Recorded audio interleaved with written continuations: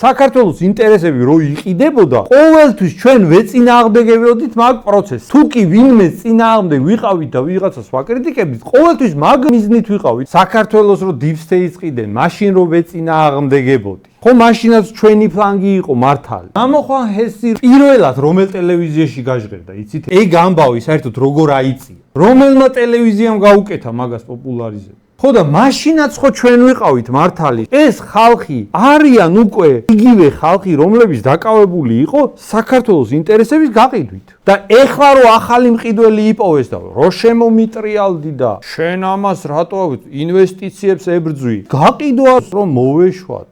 და ცოტაც შენი ცხვირის წინაც რო გაიხედო, მაგის დრო აღარ დადგა კაცო. ასე ერთმანეთის ჭამის, ერთმანეთის გაყიდვის, მონებად გაყიდვით, როდემდე ვაპირებთ ასე ფონს გასვლას, ანუ ყიდოთ ერთმანეთი მონებად, ვიღაცებმა ფული იშოვოს და ვიღაცები ვინც იმაზე მუშაობენ, ვინც მონებად ყიდის ქართველებს, იმან აპრაოს. სხვა გზა გააქვს. მაგისთვის ვიბრძვით ამდენი ხანი, რომ სხვა გზა გქონდეს. აბა, ეს ბრძოლა რისთვის არის საჭირო? თუ არ ვიბრძოლებთ, მართლა არ გვექნება არაფერი სხვა გზა. კონსერვატორების საქართველოსთვის